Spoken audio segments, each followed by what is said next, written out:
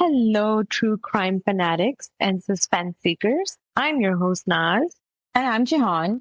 And welcome back to Crime Stories of Pakistan. Also, congratulations for making it to part two. If you haven't heard part one yet, I strongly suggest you stop right here, turn around, and go back and listen to part one. For those of you who have heard part one, I'm just going to do a brief recap of what has happened so far. Atif and his friend Sebastian are both charged with the murder of Atif's father, mother, and autistic sister, and both have confessed to an undercover cop in Canada via the Mr. Big Sting operation. Please check out part one for the details of what's happened so far, and there will be a link in the description that you can click on. For our listeners who have followed along, thank you for joining us again, and I can assure you that part two is even more gripping and suspenseful than part one because we are now on to the trial and the court proceedings of this case, which actually ended up making history in Canada and turned this case into a major controversy even today. So that's 30 years after the murders actually took place. Wow. I cannot believe that it took 30 years. Yeah. So this case is still under controversy even today. And you'll know what I mean by that as we proceed to part two. When both guys look up one day and say, hey, let's go off your family and fucking get all their money? Basically. Exactly, yeah. How did you fucking kill three people at once? At once. Yeah. Burns confirms the police theory the murder weapon was a baseball bat. Would you use a metal or a wooden bat? Metal. Burns reveals why there was no trace of blood on his body afterwards. He took a shower, but that's not all. How do you fucking itching baseball bat in the shower? Blood on it. Do it. Rafay claims they did it for the family's insurance money. It was necessary to, I guess, achieve what I wanted to achieve in this life.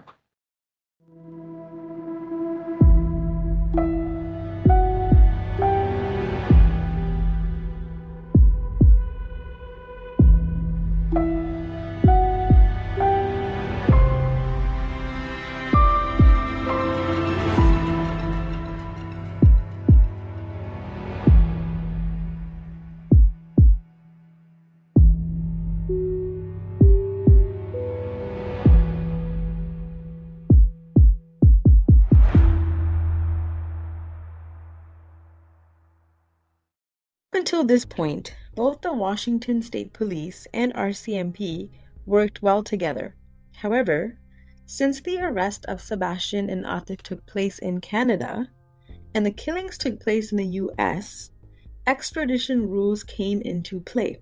In Canada, the death penalty was abolished many years prior in 1976. This battle over extradition is what made history in the legal system in Canada.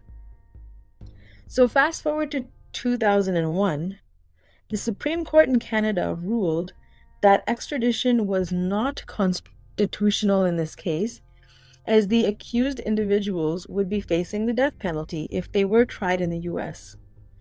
However, after a lot of back and forth, the prosecutor in Washington took the death penalty punishment off the table and then allowed the extradition, which resulted in both boys flying back to Washington to face trial without the chance of receiving the death penalty.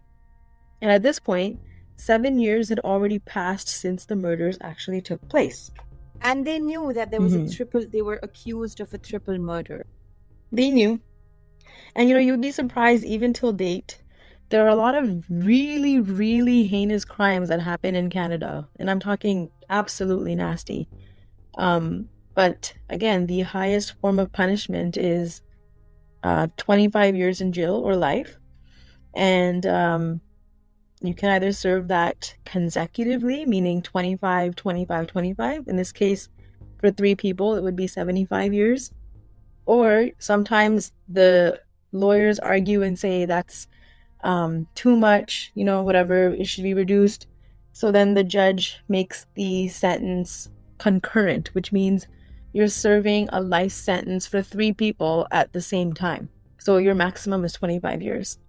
I mean, 75 years, I can still say okay, because that's basically their whole life. But 25 years altogether for the amount of brutality that they've committed, like, that's unfair. So, I mean, if you think about it in this perspective, from this case's perspective, if they are tried in the US and they are found guilty, they're going to be serving more than 25 years. That's for certain. Okay. So Canada basically said, get the death penalty off the table and we'll send them back. Both the boys were charged with 3 counts of aggravated murder in the first degree in the United States. The problem then became the evidence. The evidence, i.e. the confessions, were taken in Canada and not in the US. Also, the Mr. Big Sting operation was legal in Canada and could be held in court as admissible confessions. However, in the US, a sting operation like this was not a practice done by law enforcement, and this became a big problem. The defense lawyer, Jeff Robinson, argued that the sting operation would not be legal in the US. Therefore, the confessions would not be permissible. Now, I want to remind our listeners that without the confessions of both the boys during the undercover operation, investigators don't really have any bombshell evidence that would leave no doubt whatsoever of their guilt. Lucky for the Canadian investigators, the judge on the case ruled that the sting operation, although unconventional and deceitful, will be permitted, and the confessions that were made by both boys will be presented as evidence for the jury to hear. Thank God. Thank God for that, right? God. Thank God, yeah. I'm glad that he allowed it. The prosecutors highlighted to the court that the defendants believed to have an airtight alibi at the time that the murders were committed. Remember, they said they went to eat, watch a movie, and then went to the bar for a late-night snack. There is video footage of the boys entering the movie theater to watch The Lion King, but there is no evidence to say that they actually watched the full thing. They could have easily used the fire escape to leave without being at the movie theater for the full duration of the film. In which case, they would be able to escape footage and make it back to the Rafay house to kill the family before the movie even ended. How far was the cinema from Atif's house? It wasn't too far. Like, this could have been done. Okay. The prosecution further went on to tell the court that Sebastian Burns was a master manipulator. In 1992, a few years before the Rafay family murders, he got into a car accident, but he staged the scene at a different location and at a different time altogether. Meaning, he used evidence to prove something that wasn't true and got away with it so that he could say that the accident occurred while he was at the movies. So it couldn't have been possible for him to be involved in the collision. And I have a recording of Sebastian being schooled for his manipulation by the prosecuting team. You got into a car collision, didn't you? Yes. You were driving your family car at the time? That's correct, yes. You hit a pole in a parking lot. Did you own up to it at the time? No, I did not. Albeit with this stupid little car crash. What you decided to do was to pick up the pieces of evidence that were at the scene of this collision. Am I right? Correct. You put those back in your car, am I correct? Correct. You took them to an entirely different location in North Vancouver, am I right? Correct. And you staged a scene in a parking lot, am I right? Basically. You manipulated the evidence to appear as though it was something that it wasn't. Am I right? Yes. And the reason you did that, sir, was so that you could say that this accident occurred while you were at the movies. Am I right? Correct. Sir, you weren't at the movies when that accident occurred, were you? No. The difference is that the first one is a car accident and the second one is a homicide.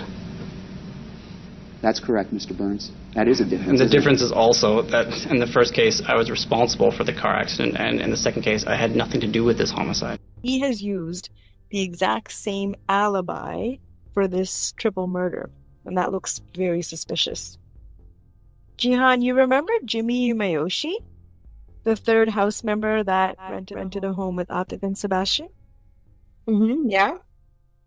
Well, in case you were wondering what happened to him, he moved to Japan and changed his name to avoid being implicated in the murder plan. But he was asked to fly over to the US from Japan to testify against Sebastian and Atif. In his testimony, he mentioned that it was Atif himself who mentioned the idea of killing his family on a drive from Seattle to Vancouver that the boys took together. Jimmy said he didn't think much of it at the time and remained sort of neutral. His involvement was that he gave Sebastian and Atif advice that would later become key in the execution of the murders. So what advice did he give? He suggested that Atif and Sebastian spend some time at the Atif family home, at the Rafay family home, in Bellevue before the murders, so that any hair or other DNA evidence that's collected at the time of the murder wouldn't necessarily implicate the two, as they could easily just say that they were visiting, and of course their DNA was going to be found all over the house. Isn't that so smart? Oh my God, what is it with these boys?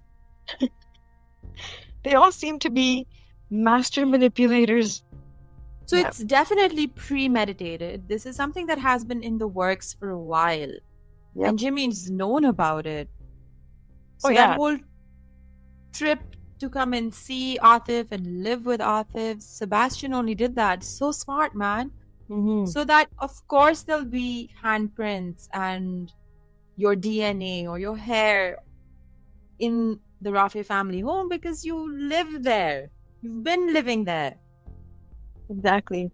You know, like when initially the 911 call was made, he only mentioned Sultana and Tariq. You live with them. Yeah. You pre-planned this.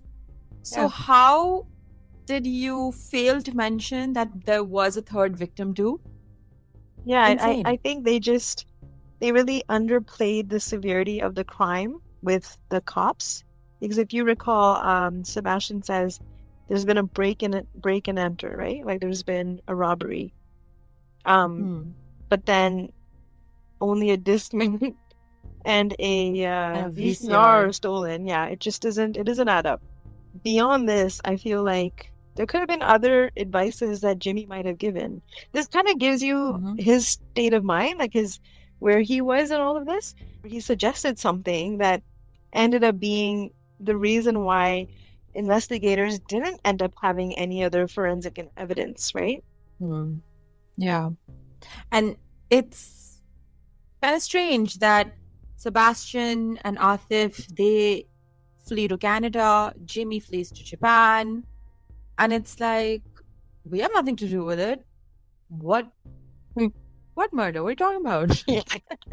In terms of what the actual murder weapon was, it was a baseball bat. And this is something that Sebastian actually mentions in his confession to Mr. Big.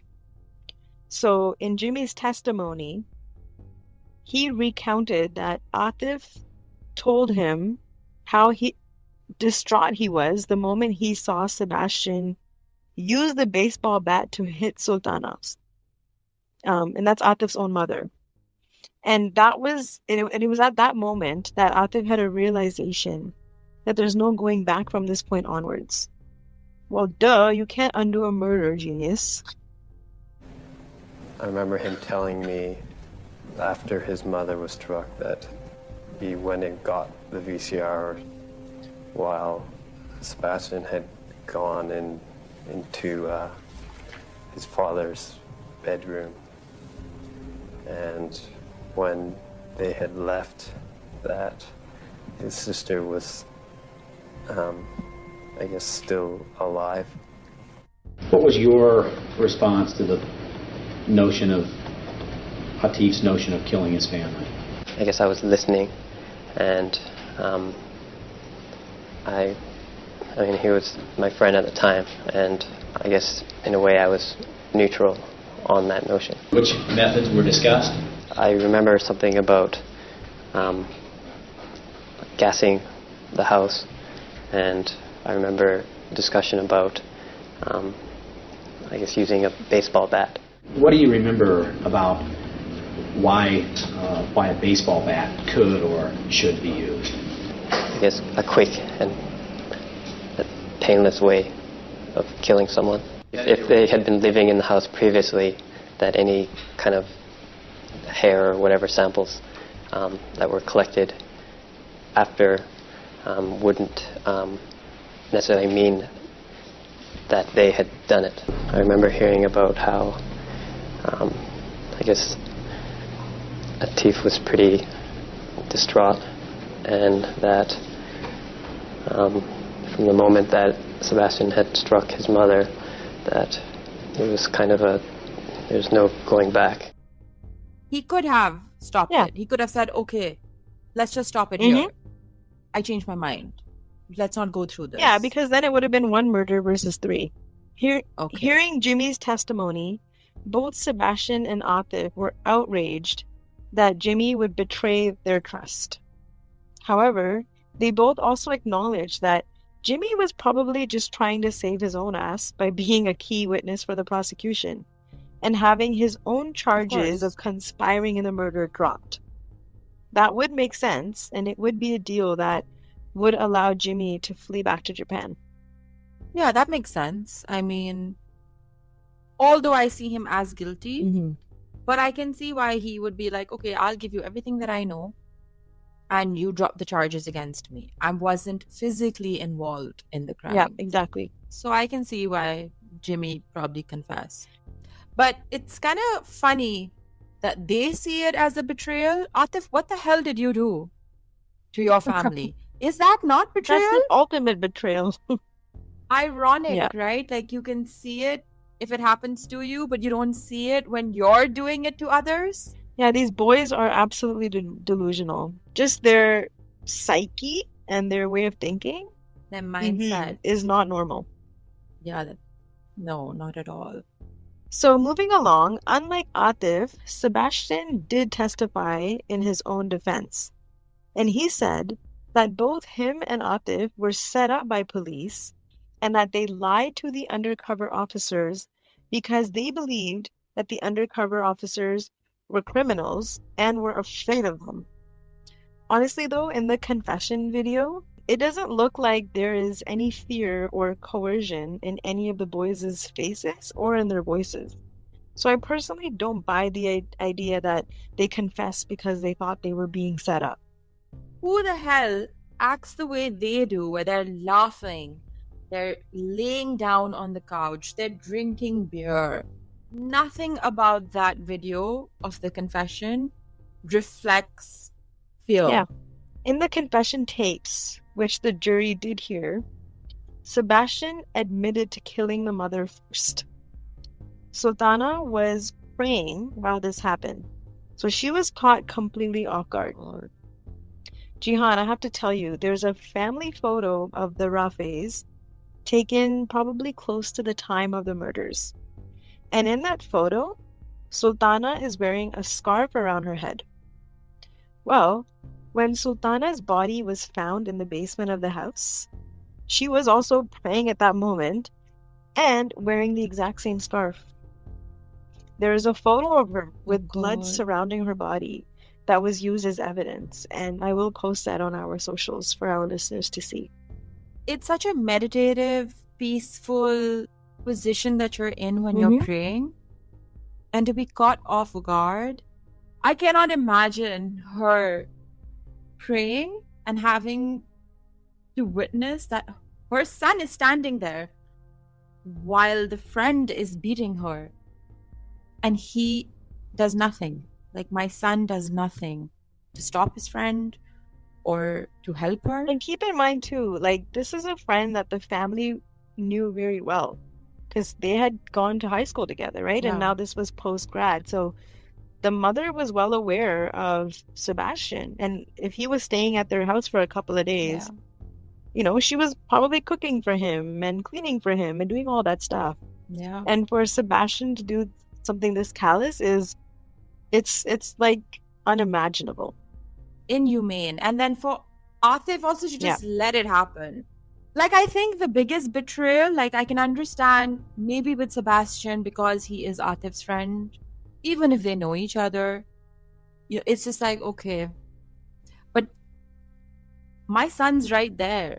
He's witnessing it all. He's probably, and you're actually probably thinking, oh my God, this is probably what my son wants, which is why his friend is doing this to me. Yeah, I mean, think about it. can't When the mother imagine. was being beat up, I'm sure there were screams and noises and things coming from the basement. So the father is probably thinking, what the hell is happening, right? And he might have had an opportunity to even possibly get away or call 911. But the minute he realized his son and his son's friend is in the house, he probably didn't think there was anything dangerous happening or anything to worry about. So it's really, you're right. The ultimate betrayal is the son, but at the same time, and we'll get to this, the son is the one who gets more sympathy because he claims that this is not something that he has done, and there are people that believe this. So he's the one who walks away, I guess, more dignified. Yeah, okay. So next on the hit list was the father and then the sister. All of the murders were committed with a metal baseball bat, according to Sebastian. And then he showered in their home to wash away any blood traces. In the recording, you can hear the undercover agent ask him how he managed to kill 3 people so violently and have no blood evidence on his clothing. And to that he says, quote, "You do it naked," unquote. Wow. He also admitted in his confession tape that him and Atif purchased the movie ticket, but they didn't watch the movie because that's the time they were actually committing the murders. And ladies and gentlemen, this is exactly what the prosecution was alluding to. Sebastian was being cross-examined.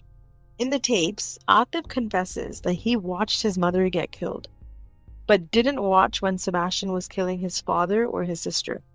Liar. And in the tapes, you can hear him laughing when Sebastian confesses that the other 2 were easy, but the special needs sister was more challenging, as she was the one that put up a bit of a fight.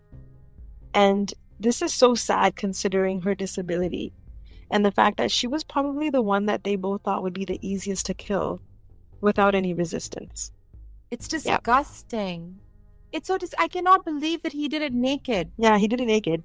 He had his boxers on because he does mention that, but he had no shirt and no pants on. It's crazy. It's crazy how these guys think. And it's really disgusting that the most vulnerable from all 3, the way Sebastian talks about how he killed her and how Atif is just like laughing and snickering and like, he's talking about your sister, but I guess you planned it. You've been planning this for, I don't know, months probably. So no emotions whatsoever. Okay. And any emotions they do show are so inappropriate. Yeah. So I'm gonna play a clip of them describing how the mother and sister were killed. Did any fight? Yeah. Well, that's a story that hasn't really been told because basically, the father nothing, and curious episode where it was. The sister basically, was standing up and walking around or whatever. Network. So he goes, the sister was standing up and walking around and took more effort, meaning they probably had to use, more force with her when they realized that she wasn't going down easy. And that is so sickening. It's horrible. I don't understand. Where is your conscience? Like, where is the remorse, the disgust, that feeling of regret when you're restating what you did, how you The did thing it? is, if they were confessing to the police, I'm sure they would show some emotion. But keep in mind, although they claim that they knew they were being set up, I don't buy that for a minute. They are technically confessing to a crime boss. So they need to look strong and unremorseful and proud of what they've done in order to get this crime boss to trust them and to, allow them basically in his world. So that's why they're giggling and they're laughing and they're boastful. Yeah. And Okay, yeah, that makes sense. after 4 days of deliberations and almost a decade after the Rafay family murders occurred, the jury returned a verdict of guilty in 3 counts of first-degree murder for both Atif and Sebastian. Yes. Yes. 5 months later, they were both brought to the court for sentencing, in which Sebastian said to the court that the verdict was wrong. He went on in his confident and arrogant voice, and his speech lasted for almost 2 hours. When it was Atif's turn, he insisted that both boys were innocent and that he loved his parents and thinks about them even till today. Wow. Okay. All right. The judge had more sympathy for Atif and made that clear in court. However, he had nothing but harsh words for Sebastian Burns. And I'm going to play a audio of what the judge specifically said. It's chilling, your recitation of what you feel has occurred over these many years. It's chilling in the lack of remorse that you show for these victims. I mean, it was virtually a throwaway line that I suspect your attorney suggested to you after the break. But in any event, you got to talk, Mr. Burns. Now I get to talk, okay? You're not immoral. You're amoral. You have no moral rudder whatsoever. You are an arrogant killer. You are not a kid, as you so often refer to yourself. You're an adult, and you will be held responsible as an adult. That's what the judge says to Sebastian. And in the video, you can see the judge is not happy. He's very upset. So even after 20 years of the Rafay family murders, Sebastian's family still claim that the conviction was wrong and that the blame should be on the RCMP. Sebastian's sister, Tiffany Burns, said that the average person, if he or she knew that the trusted RCMP were pretending to be involved in the criminal world to solve crimes, wouldn't be happy about that. However, going undercover in the US is actually more common than it is even in Canada. Also, the DEA does it all the time when it comes to solving crimes related to drug trafficking or selling. So why not murder? And shouldn't she be more concerned about the fact that her brother committed such crimes, naked, with no remorse, than worrying about how legal or illegal going undercover is? You've got your priorities wrong. I agree. Like, he did admit to some things that he did. Like, for example, in the video, he had details about who they killed first and what the sister's reaction was. Now, if that was made up, that's a whole other issue. But if that is true, you're right. She should be concerned about that and not the fact that the RCMP can't be trusted. Yeah. Tiffany Burns produced a documentary about the Mr. Big sting operation to prove that the confessions should not have been allowed as evidence in this case, and that confessions can be false or made under duress, which could lead to wrongful convictions. But, Jihan, if that were true, shouldn't there have been evidence to prove that someone else was involved in the crime? What do you think about that? No, absolutely. I feel, yes, we have heard about cases where there has been situations where they're falsely accused or confessions are also false. But then look at the details. Yeah, I mean, there should be some kind of evidence pointing towards somebody else, right? But there was nothing. And just the whole thing, like from the start till the end, living there beforehand so that DNA, even if it's present, it makes sense. Having alibis. Sebastian, the whole aspect of him being manipulative when it comes to doing a crime but showing that he's not really there and using the cinema as a decoy. Then the fact also that he made the 911 call, didn't mention the sister, sat there in front of Mr. Big, pretty much like made a mockery about this triple murder that he committed. So who else was it? And it wasn't. And I remember you also mentioned that there was no break-in. Yeah, that's exactly what I was going to say. There was no break-in, so whoever did it had to have had a key. But who could have had a key besides Sebastian and Atif? Yeah. I know exactly when all three members will be present. And not touch Atif or Sebastian, who have been living there too. Like if it was someone else, why would they not pick a time when everyone was home? So there was no witnesses at all. Yeah, exactly. The whole thing is phony baloney, if you ask me. The appeal was launched in 2005, with the confession at the center of it all. 2011 was when the appellate court heard the appeal, and the biggest issue was the admissibility of the confessions given to the undercover RCMP officers. There was a single hair and a bloodstain that was found at the Rafay family home that did not match any of the Rafay family members or Sebastian Burns. However, that DNA could have been from a cleaning lady or a previous homeowner or from any visitor in the house. It doesn't seem like enough evidence to overthrow an entire case.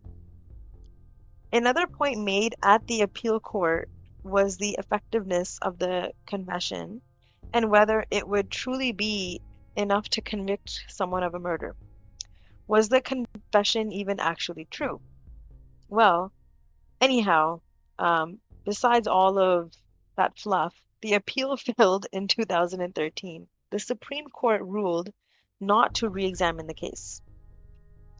I don't see a reason for her appeal to be approved. Yeah, exactly. I don't either.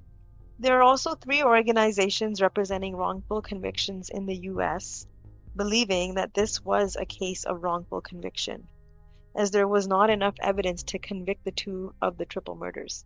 Where was the metal baseball bat? So I don't actually know if they found that as evidence or not. I'm assuming they did, but it didn't have Sebastian's fingerprints on it because he was probably smart enough to use gloves, or maybe even to wash away or clean up any evidence that he would have left. In more recent news, in January 2017, despite being locked away in jail, Atif married a woman named Loretta Fisher. In an interview, when asked how they met, she replied, quote, "He sent me many essays that he had written, so I was impressed by his writing style. I developed a crush on him, I would say, and then over time, we became a couple," unquote.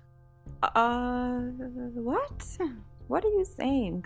Yeah. She met him, so they were basically writing letters to one another while he was in jail. She fell in love with him? Yep. She fell in love with him. They got married.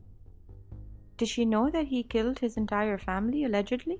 She probably is one of those people who think that he was wrongfully convicted. I mean, I would hesitate a little bit, even if I didn't believe it. Yeah, exactly. Like, it's one thing to, I guess, be a fan of somebody, which is just ridiculous. But I've seen that. But it's another thing to actually marry them. Yeah. And no judgment, obviously. I mean, I'm sure Atif was smart enough to narrate a story which showed that he was done wrong. Oh yeah. So Definitely. maybe he played with her emotions. Yeah. But I mean, it might bring you a little bit of solace, maybe, maybe not, that the couple divorced soon after. And Loretta went on to marry another prisoner.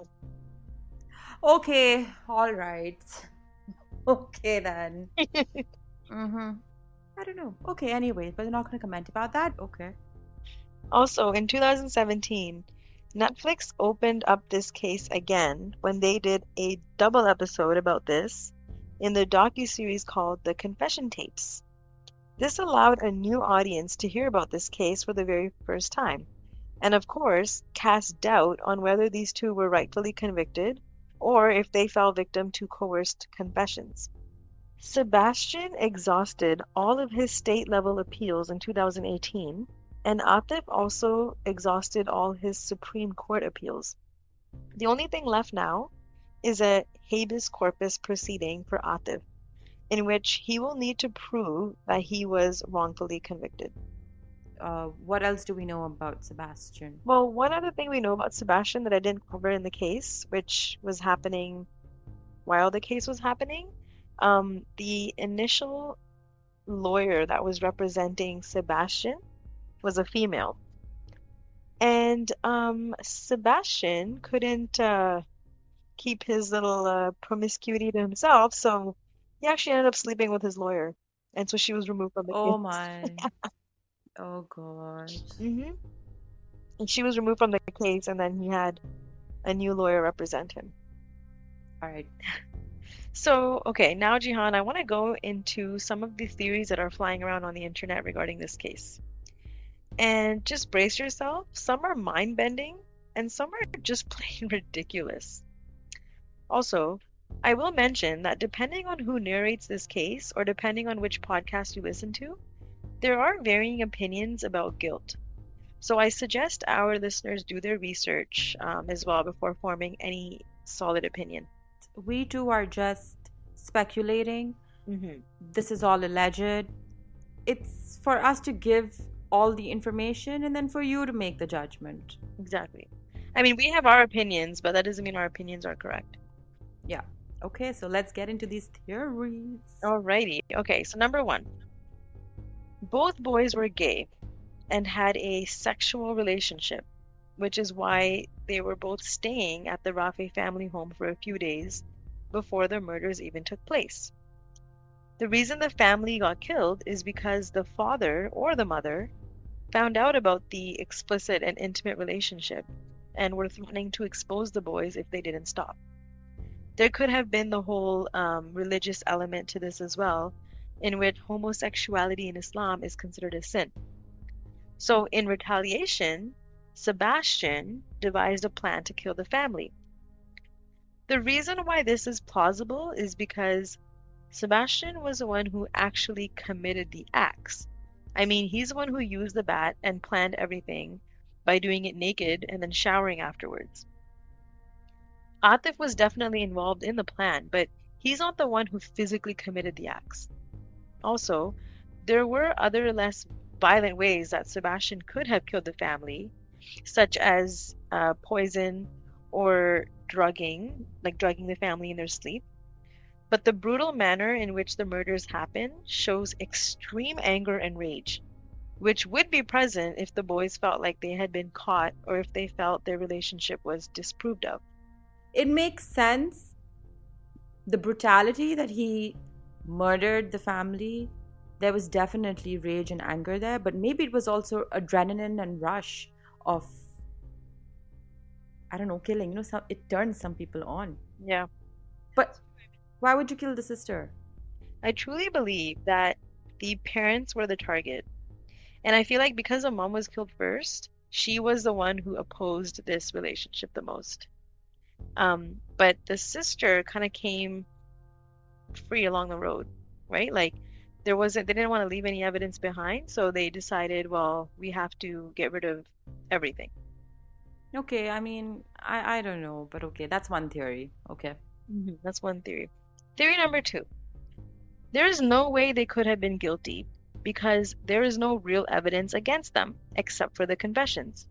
If the confessions weren't allowed in court, And if we never knew that the sting operation existed, would we still believe their guilt?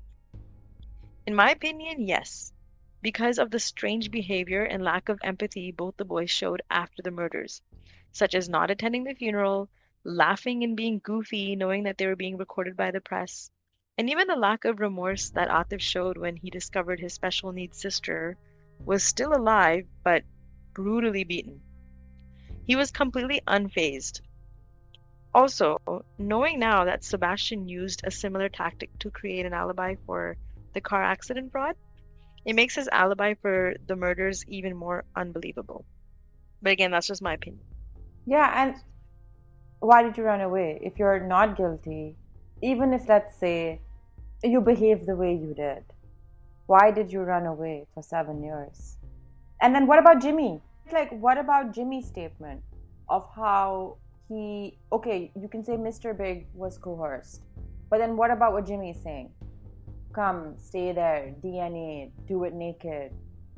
Mm-hmm. You killed for money, allegedly, right? Mm-hmm. Yeah, I don't buy this theory at all that they are innocent. No, not in my books. So theory number 3 is that they definitely did it, but Jimmy Mayoshi had more involvement in this case than he claims to have.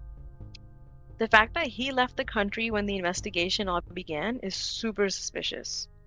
Then later on, he was approached by investigators to come back and testify against Sebastian and Atif, which probably means that he received a deal for testifying against the two, and he wouldn't be charged with anything as severe in exchange for his testimony. So if he ran away and if he came back, it means that, the police had more on him, and this was his get out of jail free card. I agree. I think this is also very plausible. I think Jimmy had way more involvement than what he showcases. Exactly. Theory number 4. The Mr. Big sting operation is majorly flawed because while in it, you are coercing a person to confess to crimes while using other criminal activities as a threat. This tactic would cause anyone to confess because by the time the confession was given to Mr. Big, the boys felt like they were far too entangled in the criminal network of Mr. Big and that they had no choice but to confess to things that they didn't do. Now, my problem with this theory is that the detail that the boys go into in their confession, that can't be made up. It had to have been the truth. Why would someone make up so much detail if they were being coerced or if they were being forced to confess? They confessed like many months after. And nowhere in their confession video does it even seem like there's fear or there's a manipulation tactic happening from Mr. Big's side. No, not at all. Mr. Big seems pretty calm, and he's asking questions, and they're the ones who are giving very convincing answers. Specific details. Yeah, and then Mr. Big has to ask again, how is this possible? And then they go into more detail. So in my opinion, there's no coercion happening from what I can hear and what I can see. If somebody believes that minus the confession, there's no case, then yeah, I guess in that regard, that would be true. I mean, confession is one thing, and then you look at actions as well. Mm-hmm. Lastly, the Netflix series, The Confession Tapes, suggests that the family was killed because it was known to an extremist Islamic group called Al-Furqa that the father, Dr. Tariq Rafay, was supposedly writing a book about how most mosques in Western Canada are not actually facing east. So for those who are unaware, Muslims pray in the direction of the Kaaba, which is the black stone structure in Mecca known to be the house of God, built by Prophet Abraham. And it is said to be the exact center of the earth. Depending on which hemisphere and continent you are located in, you are either praying in the east direction or the west direction. Now in North America, all Muslims pray in the east direction. So, the docu-series implies that Dr. Tariq Rafay pissed some extremists off by writing a book about how the mosques in Western Canada are some degrees off of facing east. And this resulted in the brutal murder of his family. Now, this, in my opinion, is the most absurd theory. Because really, who would do that?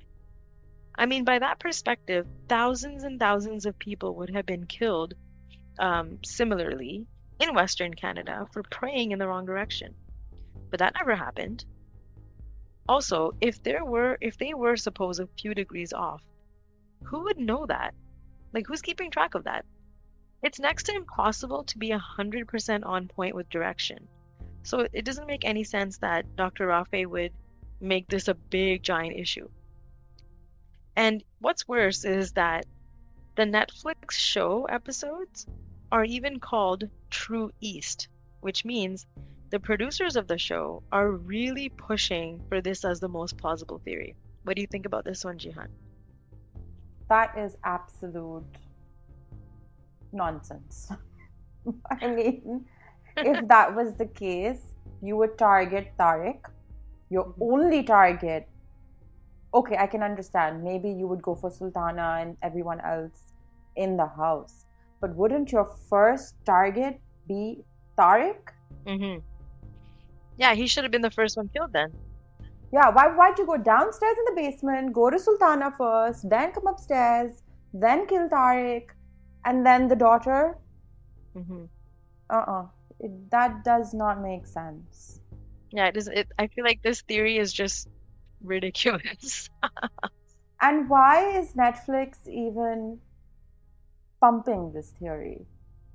So I think the producers are just trying to stir some doubt, or basically stir doubt and make it seem like the whole thing, could have been for this reason. It could have been some group of terrorists that did it.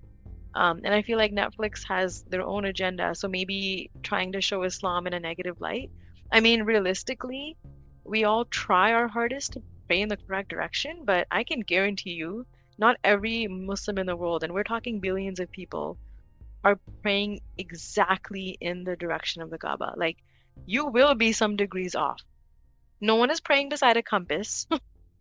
And again, with that theory of Western Canada praying slightly off, why was only this family targeted then? Why not other families, or why not other mosques, which is where the problem actually lies according to this theory? Yeah, and I'm pretty sure Dr. Tariq is not the only one to come up with supposedly such religious statements that kind of, how people get over emotional and over dramatic when it comes to religion. Yep. I'm sure there are people who have said bigger statements. Yep. And are probably still alive. Yeah, exactly. I mean, look at Salman Rushdie.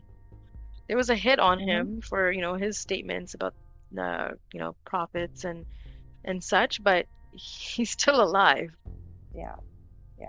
I don't think that theory makes much sense. Again, I can see why Netflix would use the religion aspect to tarnish the already tarnished reputation of Islam. Yeah. So, okay. But no, that's nonsense. Exactly. So yeah, these are some of the theories that are flying around. I mean, I guess we won't truly ever really know, about the boys' guilt. We all have our theories and our opinions. I think we've made ours very clear on this episode. But we would love to hear what our listeners have to say about this case. So please do send us an email or a comment somewhere on our socials about what you think. And then I also do urge everybody to check out that Netflix docuseries, because this is the only case that's actually had a two-parter dedicated to it. So again, goes to show Netflix is really pushing for some doubt on this specific conviction. And with the title of the episode, they're really trying to push the theory of the True East. So check it out. Let us know what you think. Are they out now or are they still convicted? No, they're still in jail. Okay. Hmm. I googled like just right now, was checking to see where they are right now, and Atif still claims that he has been wrongfully accused. Yep.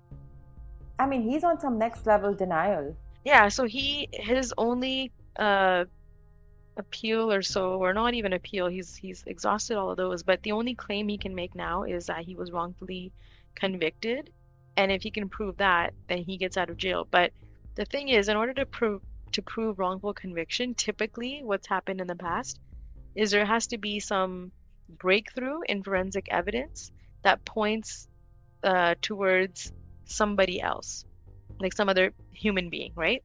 And in this case, as far as I know, there is no new evidence. So it's going to be very hard for Atif to prove a wrongful conviction. I mean, it's been 30 years. 30 years since this case?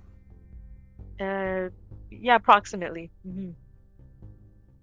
I mean, even after so much time, Naz, if they still think that they have been wrongfully accused, and again, I know this is not like, this is all speculation because we don't know. But if you've been convicted, you've been convicted, right? Well, I mean, think about it. What other defense can they put out at this point, right? They can just keep denying it for as long as they want. Is anybody going to listen to them, or is anybody going to reopen this case for them just because they're saying that they haven't done it? I doubt that. And you know what's funny? Every couple of years, this case pops up again.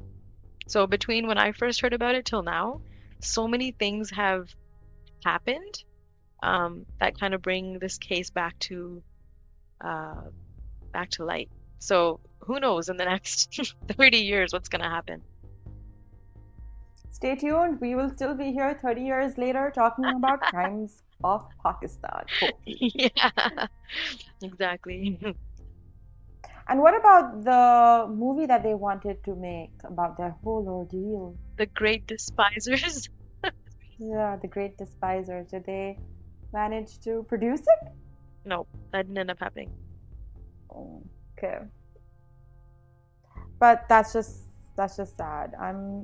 It's really heart-wrenching to like think about how the end of this case, like the triple murder could have been absolutely avoided. Agreed. It's just really sad that Tariq, Sultana, and Basma lost their lives because of money. Mm-hmm. Yeah, very tragic. Thank you so much, Naz, for sharing this case with us. And if you have any updates, then update us. I will be sure to share if I have any updates. Don't forget to like, follow, share, and subscribe to Crime Stories of Pakistan. And follow us on Instagram and on Threads at Crime Stories of Pakistan. And we would love to hear your opinions on this case and on all the other cases we have covered so far.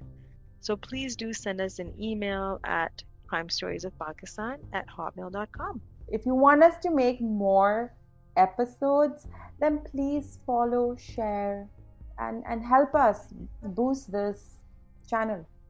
So this is your host Naz and Jahan signing off. Until next time, let's continue to show compassion and empathy towards one another. Surround yourself with positive influences. And let's keep exploring the darkness that lurks beneath the shadows of the criminal world. Especially on Crime Stories of Pakistan, guys. Bye! Bye!